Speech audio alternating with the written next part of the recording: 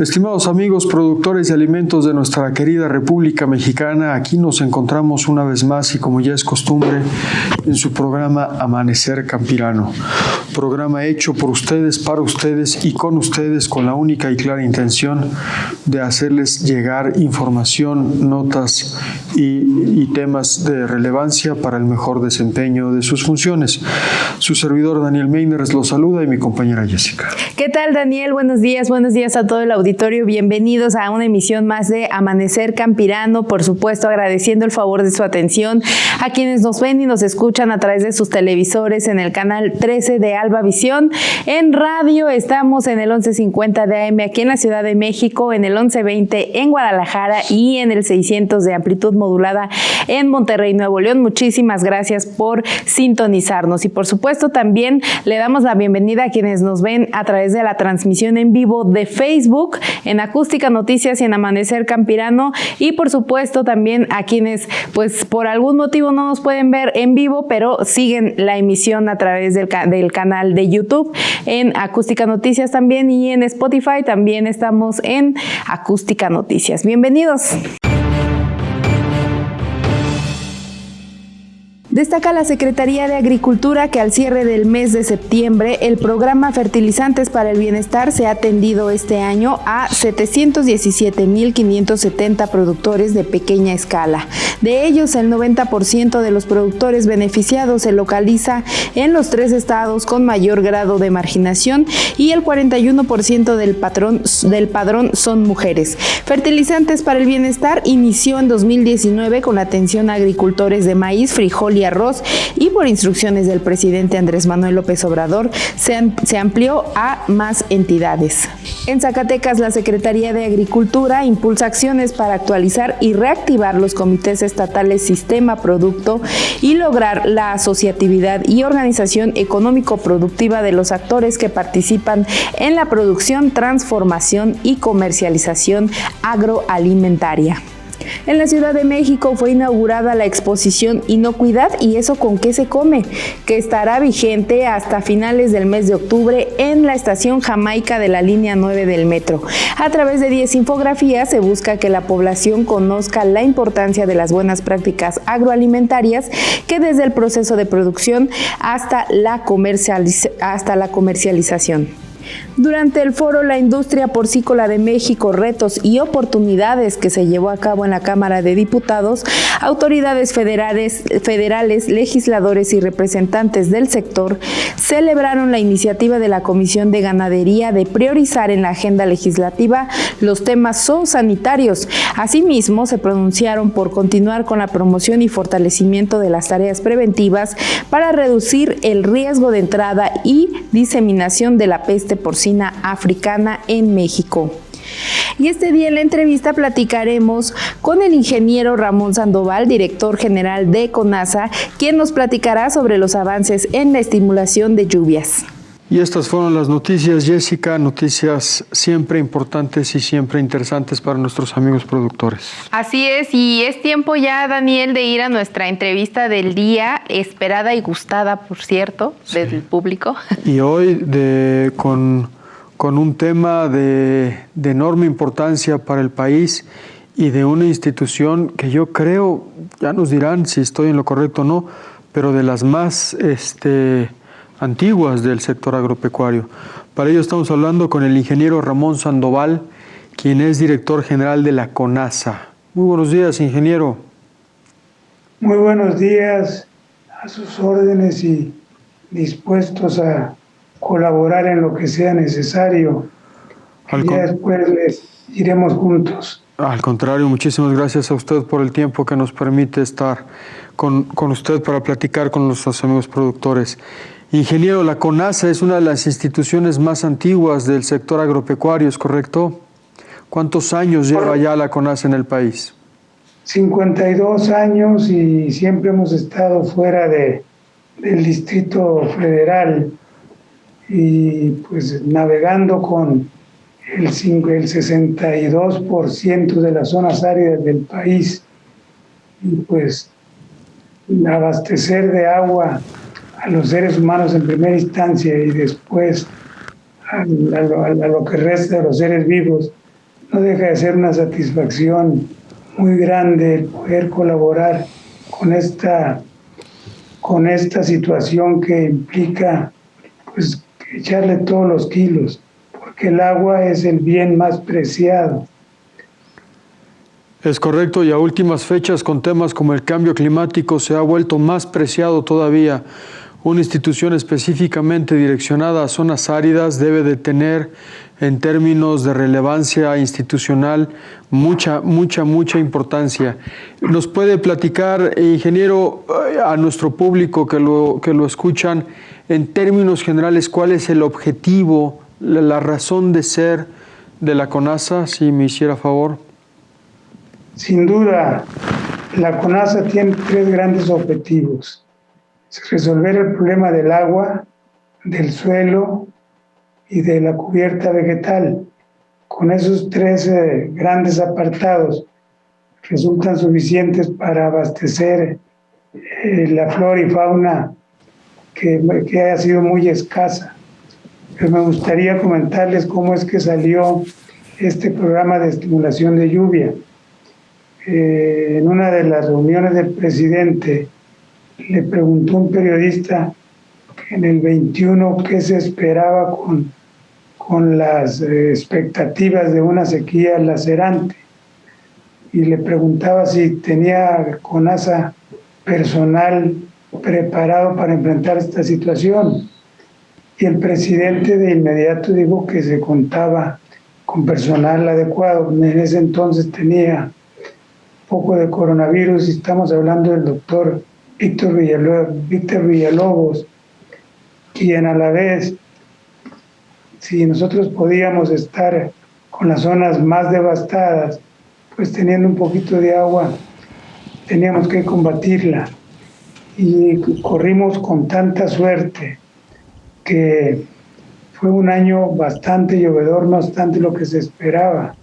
Las presas estaban vacías, el agua en ese entonces era sumamente escasa, pero se vinieron lluvias a través de un mecanismo químico o físico-químico, que es la aplicación de yoduro de plata, que provoca crecimiento de las gotas que vencen el peso específico, y se vinieron hasta lograr salvar ciclos agrícolas como es en el noroeste de México, que nos tenía preocupados. Las presas de estar 3, 4, 5% se llevaron arriba del 50% y se salvaron los ciclos agrícolas, lo cual nos dio mucho gusto, y sobre todo a los productores de aquellas zonas que pudieron elevar sus rendimientos, pues para satisfacer el hambre que nos tenía pronosticado esa posibilidad de sequía extrema. Y desde entonces estamos y vamos hacia arriba. Este año ha sido también maravilloso. Ingeniero, una estrategia de bombardeo de yoduro de plata a las nubes fue una estrategia muy criticada por un sector de la población por ser muy costosa. En términos estadísticos, en términos ya a la luz de un ciclo completo de lluvias, ¿qué resultados específicos se lograron en términos de precipitación promedio anual comparativa con el promedio esperado antes del ciclo? ¿Cuál fue el diferencial positivo en centímetros cúbicos de precipitación logrado? Bueno, en principio nosotros le llamamos estimulación de lluvia. No nos gusta el término bombardeo porque pues a lo mejor acarrea algunas ilusiones de otro tipo, pero la estimulación de lluvia se fue dando de manera que aplicábamos el yoduro de plata y se precipitaba. Establecimos metas. Cada meta era de 2 millones de hectáreas. Entonces, a esas metas, y habiendo nubes con características apropiadas como la cumulus, que eran unas respuestas de inmediato, con 15, 20 minutos ya estaba lloviendo y ya estaban mojándose las superficies muy secas. Empezamos nosotros a trabajar en Baja California, ya que son los 2 estados más secos del país. ¿Cuál no fue nuestra gran sorpresa?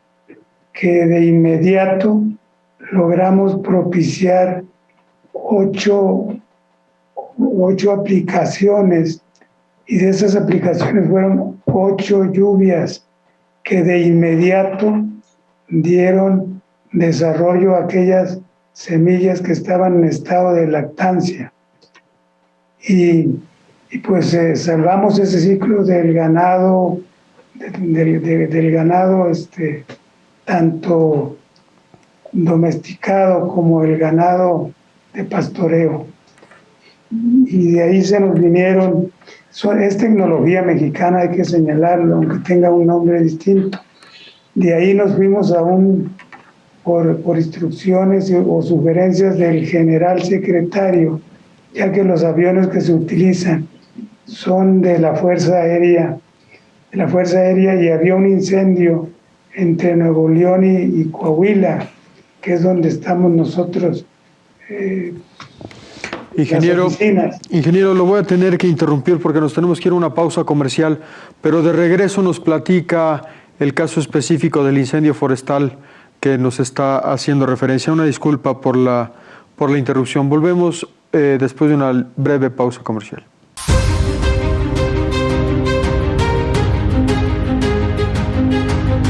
Estimados amigos, estamos de vuelta aquí una vez más en su programa Amanecer Campirano.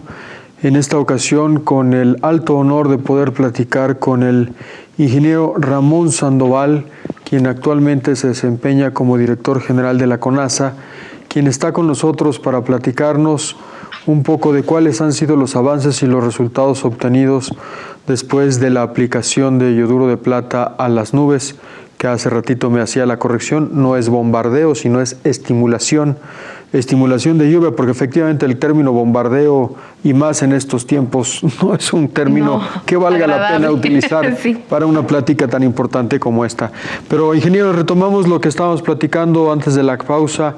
Nos platicaba sobre un incendio forestal que en coordinación con las Fuerzas Armadas estaban prestos a atender.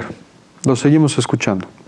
Seguro, entonces, inmediatamente se envió un avión con el reactivo, y hay que señalar que el personal que participó, además de la Fuerza Aérea, fue personal de la Comisión Nacional del Agua, personal de todas las instancias meteorológicas, y estuvieron cazándola hasta que después de unas 5 o 6 horas se dieron las condiciones y se apagó el incendio. Y empezó lo que esperábamos, resultados positivos. Fue de esa manera que en el primer año ya estábamos hablando de los polígonos de 2 millones de hectáreas, y empezamos a aplicar, y fueron en el 21 fueron alrededor de 100 aplicaciones. ¿Cuál sería nuestra sorpresa? Que fueron 100 lluvias. Tuvimos un porcentaje de 100. Entonces ya dijeron los técnicos, que no creían algunos, que parecía que la cosa iba en serio. La vegetación se desarrolló de manera muy significativa. Estuvimos recorriendo las zonas que se aplicaron, que fue sobre la vertiente de la Sierra Madre Occidental, y las aguas corrieron hacia el Océano Pacífico, y empezaron a reverdecer los montes, a alimentarse el ganado, a crecer el rendimiento del nivel de las presas. Terminamos el periodo con un 50 y tantos %, lo que significó salvar el ciclo agrícola que tanto temor teníamos. Y de ahí se fueron mejorando las condiciones. Terminamos con ese porcentaje tan maravilloso. Y aparte, yo les diría que los suelos agrícolas de la planicie costera se empaparon de las lluvias, lo que permitió que el primer riego, que es el riego de asiento de germinación, es el que más agua consume, y en esta ocasión no fue necesario aplicar el primer riego, lo que permitió garantizar los cultivos en Sinaloa que son tan abundantes. No es porque yo sea de Sinaloa, pero me tocó nacer en un estado con mucha riqueza agrícola. En el 2021, 100 aplicaciones de bioduro, 100 lluvias, y ahora nos refería a 8 aplicaciones, 8 lluvias. El porcentaje de efectividad por aplicación es del 100%. Y en términos de centímetros cúbicos de precipitación, ¿también se manifestó un aumento de la precipitación o solo se logró el tema de la oportunidad de la lluvia? No, se logró arriba de un 40% de los promedios históricos. Nosotros tratamos de medir esos promedios históricos para que no fueran que nos dijeran una puntada, como algunas veces nos dijeron, de todas maneras tiene que llover, sí, pero no se daban los cultivos porque no estaban a tiempo. Yo recuerdo en mi pueblo sacaban hasta los santitos para buscar la estimulación de lluvia, pero fue yoduro de plata, y tuvimos mayores rendimientos de agua, y sobre todo la respuesta de los agricultores. Todos hicimos encuestas de alrededor de 100 productores de cada región, y todos se manifestaron contentos.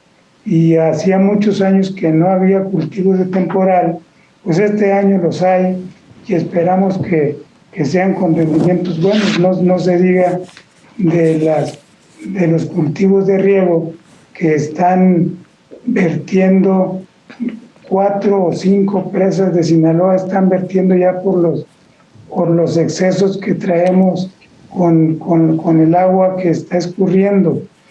En Sonora es lo mismo, Chihuahua es igual, y en lugares como Tamaulipas, que tenían 250,000 hectáreas de maíz, de sorgo y maíz, y les faltaba el último riego, nos lo solicitaron productores que a ver qué hacíamos, le faltaba un riego. ¿Y cuál fue nuestra sorpresa? Que se aplicó en 250,000 hectáreas como si se hubiera hecho con una máquina de precisión, y fue una lluvia. Participamos también en las lluvias que se dieron en Nuevo León, y ahorita pudiéramos decir que ya está salvada la situación tan caótica en que se encontraba Nuevo León. Ya tienen agua, ya están aplicando más yoduro de plata. Y algo que también se logró muy importante es que logramos que los estados como Sinaloa y Sonora en este momento participaran en la compra de un aeroplano cada quien, para no tener que circunscribirnos al trabajo que maneja la Fuerza Aérea, y así pudimos ser más eficientes hasta un 50% más que los volúmenes que se tenían un año anterior. Por lo tanto, estamos sumamente agradecidos con la naturaleza y con la ciencia, porque estamos trabajándole a nuestra gente, estamos trabajándole a nuestra vegetación, y estamos salvando una situación crítica en verdad. Ingeniero, sí, gracias. Ingeniero, yo quiero preguntarles, ¿con qué periodicidad se tiene que hacer esta estimulación para que obviamente se pueda generar la lluvia? O sea, ¿Debe de haber una condición o solamente se dice, hoy se me ocurre, o sí debe de haber como un protocolo? Definitivamente. Se da en condiciones de las nubes que tienen la suficiente humedad, así lo merezcan. No es por capricho o porque uno quiere hacerlo. Si hay condiciones de nubes, se aplican, si no, no hay. Sabemos nosotros que ese 100% tendrá que cambiar, porque, pues, como decimos en el atletismo, la vara está muy alta, pero de alguna manera la estamos salvando, y en situaciones muy complejas, pero no es al gusto nada más, es de acuerdo a tecnología estudiada y aplicada. Hay que señalar también que la empresa que se dedica a esta actividad hace más de 20 años ya lo hacía, y por desgracia falleció el propietario, y uno de sus auxiliares tomó esta metodología y está funcionando muy bien. Es una estrategia que sin duda está dando resultados en términos de eficacia por el tiempo, o sea, hacemos que llueva cuando necesitamos que llueva, y eficacia también en volumen, es decir, están haciendo que llueva más, 40% más de lo que está del promedio de precipitación histórico. Ingeniero, con estos resultados, difícil imaginar la no expansión de esta estrategia en otras partes áridas y semiáridas del país. ¿Cuál es la expectativa? ¿Cuál es la línea de crecimiento? ¿Hacia dónde van? ¿Qué estados? Un poco también proyectando cómo vienen las lluvias para el siguiente ciclo, ¿no? Sin duda, tenemos que operar en función del trabajo que hacen las nubes también. No podemos tirar duro de plata porque sí. Por ejemplo, en Baja California, que tiene un clima mediterráneo, las lluvias se dan en el invierno. Este año se aplicaron en toda la Baja California Norte y en la costa, no en la costa, sino en la línea divisoria de Sonora con Estados Unidos. Entonces no es un capricho, no es una de que lo vamos a hacer a ver si cae, pero cae porque está estimado que en esas condiciones lo haga. Presas tan grandes como la Luis Donaldo Colosio ya está vertiendo en las dos presas que alimentan, que es la José Ortiz de Domínguez y la Miguel Hidalgo. La presa, creo que es la López Mateos, el año pasado se quedó en 14%, ahorita ya va en 60%. No son, por supuesto que tuvimos unas reuniones con técnicos hace poquito y nos hacían preguntas que no estaba corroborado científicamente, y le contesté como contestamos los de rancho, pues no está elaborado técnicamente, pero está lloviendo, y mi madre decía que deja más el agua que la resequedad, y afortunadamente eso es lo que estamos logrando, que caiga agua, que haya producción y que finalmente pues todo el mundo estemos contentos. Hay veces que vamos a algunos de los estados y nos dicen, cierra la llave. Bueno, no traemos llave para cerrar las lluvias, pero mientras llueva, pues vamos a estar contentos, y yo creo que no hay ser viviente que no requiera de agua. No hay, y señalamos nosotros que el problema del agua lo causamos y lo engrandecimos los seres humanos o los seres vivos. Por lo tanto, el responder a recuperar y hacer que vuelvan esas aguas, pues somos los seres vivos, los seres humanos, quienes tenemos que hacer el esfuerzo más grande para que el agua vuelva a su nivel, ya que la cantidad de agua para tomar el agua potable es mínima comparada con el agua que se tiene en el globo terrestre.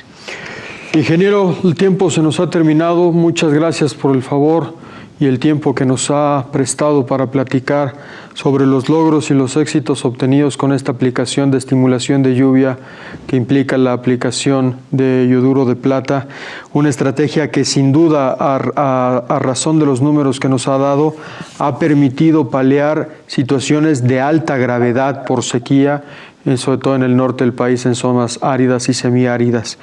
Estaremos pendientes de futuras aplicaciones de estimulación, monitorearemos los centímetros cúbicos de agua adicional que logran y sobre todo muy pendientes de los resultados de la CONASA. Muchísimas gracias, ingeniero, por su tiempo. Un abrazo y gracias a ustedes, y con toda seguridad vamos a lograr resultados que nos van a permitir respirar con mayor tranquilidad. Como dice el presidente, hay que dar de comer a quien nos da de comer. Como dice el secretario Villalobos, el agua es el insumo más importante que tenemos sobre la faz de la tierra, y por lo tanto tenemos que luchar con todas las ganas que tenemos y con todo el esfuerzo y con toda la tecnología. Muchas gracias a ustedes, al contrario, y son bien recibidos en Saltillo. No importa que tengamos que comer algunos cabritos por ahí. Ni hablar, lo tendríamos que hacer, y si es con una lluvia, mucho mejor. Pero muchas gracias, ingeniero. Gracias. Nos vamos a un pequeño corte comercial. Igualmente, hasta luego.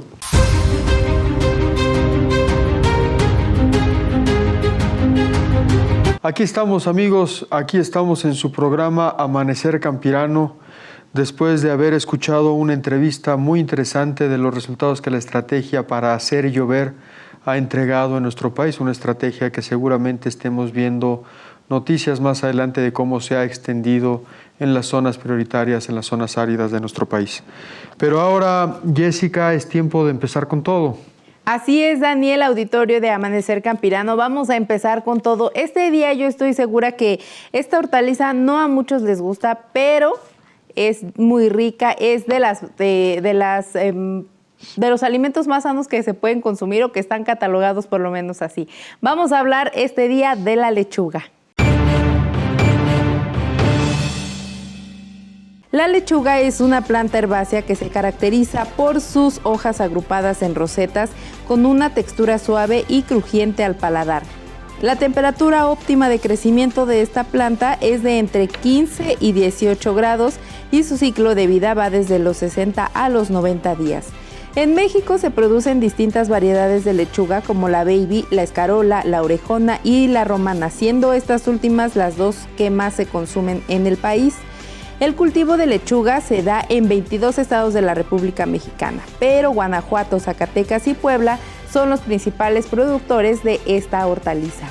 Actualmente la lechuga se consume en todo el mundo y es la hortaliza mexicana más exportada del planeta. México exporta el 49% de su producción anual, es decir, cerca de 253.129 toneladas, y entre sus principales compradores se encuentran Estados Unidos, Canadá, Costa Rica, Belice, Cuba, Honduras, Guatemala, Kuwait y Japón.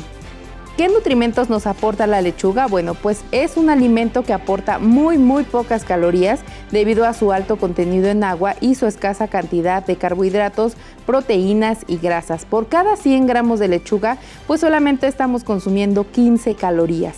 Un dato curioso es que las hojas de color verde intenso, que por lo general suelen ser las menos tiernas, son las más ricas en vitaminas y minerales.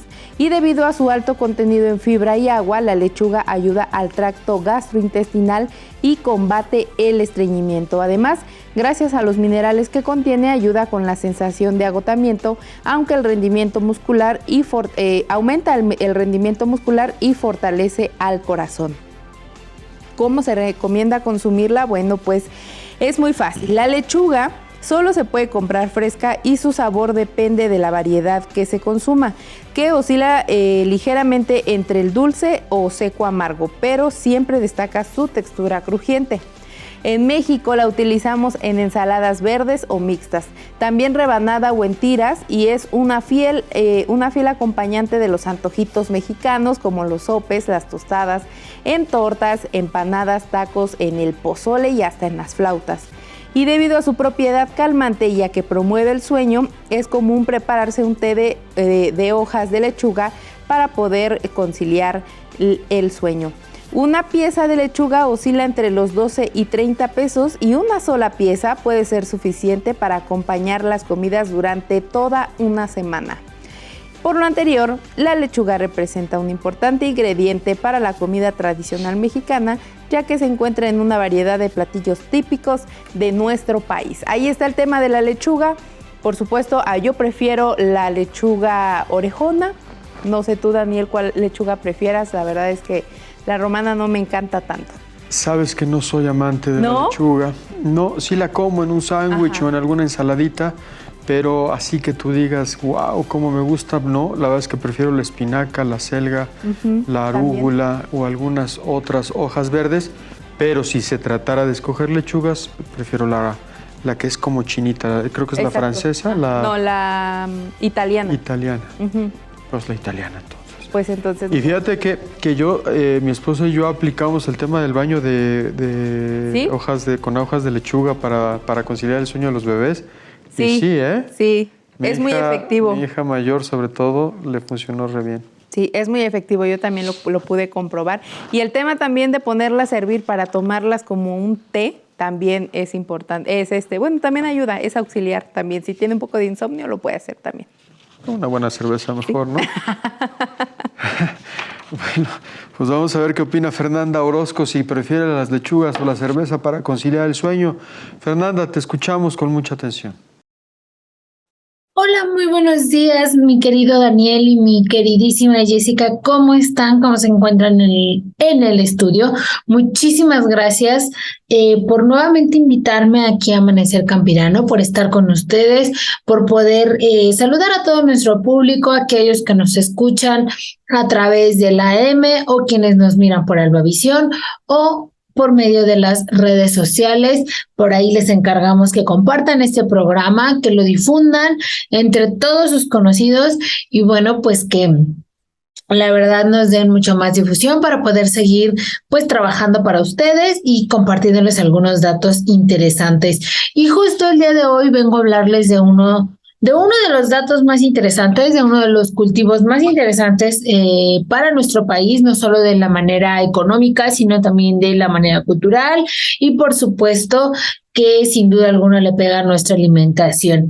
Y les voy a hablar acerca del Día Nacional del Maíz, en donde, pues bueno, hubo muchos eventos y sigue habiendo muchos eventos conmemorativos en torno a este día, que es sumamente importante porque ya les dije, es un cultivo que representa cultura, que nos representa economía, que nos representa, por supuesto, alimentación y que sin duda alguna es la identidad de un país como lo es el nuestro. Les comento que el día 29 de septiembre es oficial para celebrar el Día Nacional del Maíz. A partir del 2019 el Congreso de la Unión lo aprobó y sin duda alguna a través de estos años, que son poquitos, han venido haciendo las autoridades lucha para protección de este cultivo en muchos sentidos, así como por supuesto que también han ayudado en diversos impulsos para seguir produciéndolo, tal es el caso por parte de la Secretaría de Agricultura a través de sus programas prioritarios como es Producción para el Bienestar, como es Precios de Garantía, por supuesto, por lo que también tenemos a fertilizantes y bueno, entre muchos otros apoyos a través del INIFAP que están haciendo ahí mejoramiento del maíz, el CIMIT, por supuesto que ha hecho una labor a través de Masagro tremendamente increíble, o por supuesto la protección de las semillas por medio del SNICS. Sin duda alguna se han unido en esfuerzos inconmensurables pues para lograr tener un producto muchísimo más productivo económicamente, pero que se siga también esta parte de la tradición del maíz a través de las semillas y el grano de manera nativa o de manera cultural. Justamente hablando de la parte nativa, pues como todos sabemos, tenemos 59, y si no todos lo sabemos, existen 59 razas nativas en nuestro país que son originarias de aquí, de este territorio, y en total están diversas 64 razas del maíz. Sin duda alguna, todos hemos probado pues este grano, todos lo consumimos de alguna forma. La forma más común es el maíz, o el del maíz, perdón, es la tortilla. Sin embargo, pues existen 600 formas más, y ustedes me dirán la que más le guste, que si a través de los chilaquiles, los taquitos, el atole, algunos productos, pues derivados de este grano que están allí presentes. 600 formas. La verdad es que esta cápsula no me alcanzaría para nombrar todos estos platillos, pero bueno, pues riquísimos para probar, y pues hay que ponernos por ahí ese reto. Hablemos un poquito de los datos de producción porque son alentadores. Por supuesto, quisiéramos que fueran mucho más, y se trabaja para que esto suceda. Entonces, pues les cuento que en el año pasado, en el 2021, se produjeron más de 27 millones de toneladas de maíz grano, lo cual es muy importante porque desde el 2020 se viene rompiendo récord y se va creciendo más esta producción. Esto es muy alentador para nuestros productores. Se sigue colocando como el primer lugar en producción como estado la entidad de Sinaloa, con más de 5 millones de toneladas producidas en el año pasado. Sin duda alguna, este cultivo ocupa más de 7 millones de hectáreas a lo largo y ancho de los 32 estados de la República. Es el cultivo que se produce en todas. Sin duda alguna, no hay ni una sola entidad de nuestro país que no produzca maíz, así que pues felicidades por tener esta producción. Sin duda alguna, no todos son tan buenas noticias. Obviamente consumimos muchísimo. De hecho, un mexicano consume más de 331 kilogramos anuales de maíz, por lo cual, pues bueno, desgraciadamente la producción que tenemos no nos abastece. Esperemos poder lograr tener una mejor producción, y por tanto en el 2020, que es el dato un poquito más reciente, se importaron más de 15 millones de toneladas de maíz. Como siempre les digo, no hay que asustarnos con el tema de las importaciones en un país que está dentro de tratados comerciales. Dentro de estos intercambios nos hace bien pues tener comercialización. 15 millones, por supuesto que son representativos, pero producimos nosotros mucho más, entonces no hay que pues perder eso de vista. Existen muchos eventos a lo largo y ancho del país. Si viven en la Ciudad de México, los invito porque hoy sigue vigente. La Feria del Maíz y la Milpa está impulsada por Semarnat, Agricultura, entre otros organismos. En la plancha del Zócalo, hay que darnos una vuelta por allá si están en la Ciudad de México, y si no, pues por supuesto que busquen, seguramente en su entidad seguirán las celebraciones del Día del Maíz. Ya nada más como dato importante, es tan significativo, tan simbólico este cultivo, que los mexicas tenían un dios dedicado solamente al maíz que se llama Cinteotl. Es el dios mexica del maíz, y bueno, pues así de importante es para nuestro país contar con este cultivo. Esto es todo. Muchísimas gracias, Daniel. Muchísimas gracias, Jessica. Por supuesto, les agradezco al auditorio que hayan estado conmigo en esta pequeña cápsula. Y pues bueno, sin duda alguna, celebremos al maíz consumiéndolo. Como siempre lo digo, consumamos también el producto local, hagamos lo que en nuestras manos esté para poder consumir lo que nuestra misma localidad, nuestra región está dando y produciendo. Nos vemos el próximo viernes. De verdad les agradezco muchísimo su compañía, y nos estamos mirando, escuchando y leyendo en las redes sociales. Muchísimas gracias, y nos vemos el próximo viernes. Fernanda, como siempre, muy agradecidos de escucharte en tu colaboración semanal. Estaremos pendientes de tus próximas menciones aquí en este programa, en su programa Amanecer Campirano. Por lo pronto nos tenemos que ir a una breve pausa comercial. Jessica. Claro que sí, ya estamos de regreso muy pronto. Todavía nos queda un poquito más de programa.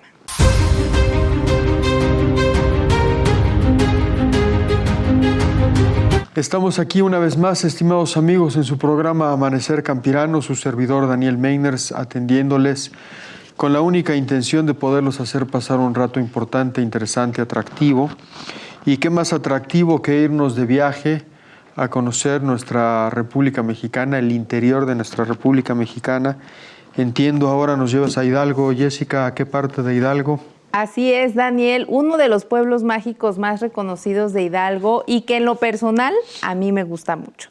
Hoy vamos a platicar en este turismo rural de Real del Monte. Ubicado a 15 minutos de la capital de Hidalgo, es el pueblo mágico más alto del país. Esta región históricamente minera fue testigo de importantes episodios como la primera huelga de América o el nacimiento de la pasión por el fútbol soccer en México. Resulta que los mineros ingleses lo introdujeron al país y aquí se disputó el primer partido de fútbol en nuestro territorio desde que es un deporte que llegó para quedarse.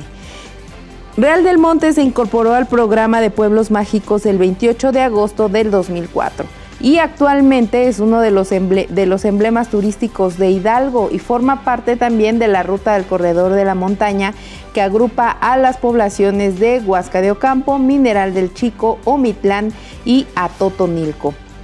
Antes de la conquista, Real del Monte era conocido con el nombre de Magotzi, del otomí ma, que significa altura, y Gotzi paso, portillo o portezuelo, y que precisamente era el paso de los que venían a la Huasteca o del señorío de Meztitlán para dirigirse a la Gran Tenochtitlán.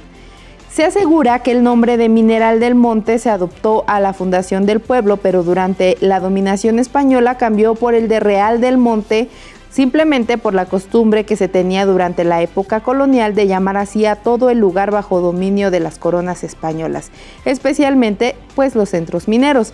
Las minas se trabajaron desde el siglo XVI hasta principios del siglo XVIII.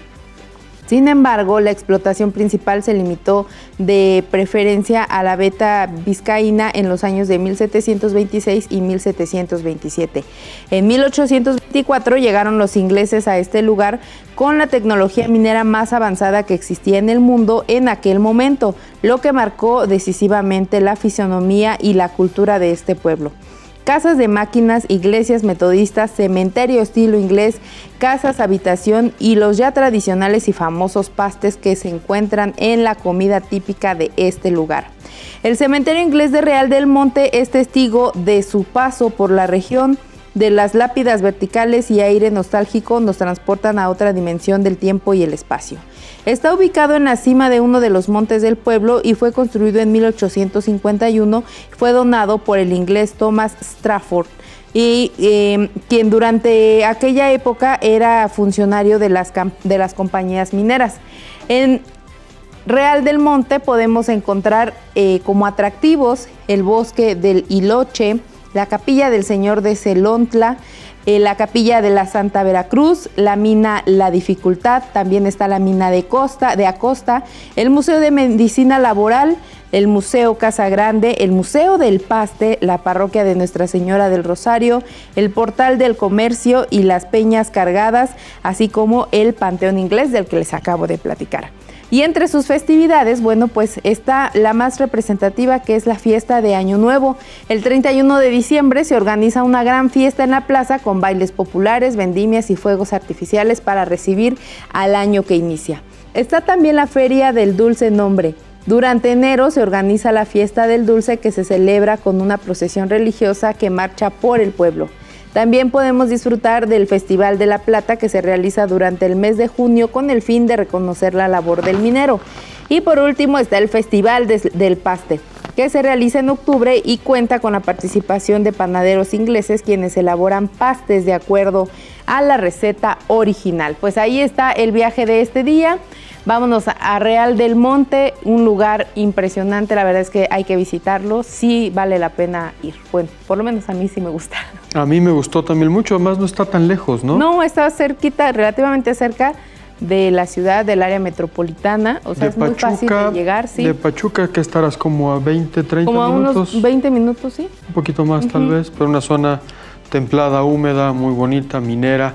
La verdad es que yo no soy fan de los pastes, pero ahí, recién saliditos del horno, son mucho más sabrosos. Sí, definitivamente. También están los dulces típicos que también venden ahí. O sea, la verdad es que ir en general a Hidalgo y no comer un paste es como que si no hubiera sido, ¿no? Sí, claro. Bueno. Ahora ya los hicieron cadenas y desde mi punto de vista como que ya no están tan ricos, pero el paste tradicional es rico y ahí se comen pastes sabrosos. Y bueno, se dicen la cuna del fútbol. Reclaman ser centro de origen del fútbol. Dicen ellos que por la culpa de los ingleses. Bueno, pues algo pues sí existe bueno. Toda una tradición futbolística en Pachuca, ¿no? O sea... Pues no solo en Pachuca, ¿no? En todo el país. Pues sí, pero como que Pachuca es por la escuela de alto rendimiento. Reclaman ser centro de origen. Como dices, sí. Yo creo que tienen una buena tradición, una buena institución, pero yo soy Puma y siempre le diré a los Pumas, ¿no? Se vale, ¿no? Se vale, sí. Bueno. Reconocer también. Jessica, estamos a punto de terminar nuestro programa del día de hoy. Como todos los días, un programa muy completo. Me gustó mucho la entrevista que pudimos tener con el director general de la CONASA, una persona que además se ve con una experiencia acumulada enorme, ¿no? Un nivel de conocimiento vasto y bueno, pues una estrategia que está dando resultados para mejorar nuestros niveles de precipitación anual en zonas áridas. Desgraciadamente hemos tenido que recurrir a estas acciones, pero una vez que se hace necesario, qué bueno que están dando resultados. Es justo lo que te iba a decir y que yo creo que conforme va avanzando desafortunadamente esto del cambio climático, el calentamiento global, pues cada vez va a tener que ser más constante esto de promover de promover las lluvias, de hacer llover en la República Mexicana. Nunca nos lo hubiéramos imaginado, pero hay que trabajar de manera coordinada y paralela con procesos de reforestación y de mejora de las condiciones del suelo. Pues bien, estaremos pendientes de esta estrategia, estaremos pendientes también de lo que pasa con el proceso inflacionario. Tenemos la mira puesta en 2 o 3 temas de interés nacional y, por supuesto, seguiremos aquí en su programa Amanecer Campirano, ofreciéndoles a ustedes las noticias más importantes del sector. Por hoy nos despedimos, Jessica. Sí, Daniel, muchísimas gracias por haber estado en este programa. Una semana más, los esperamos próximamente aquí en Amanecer Campirano. Yo soy Jessica Miró.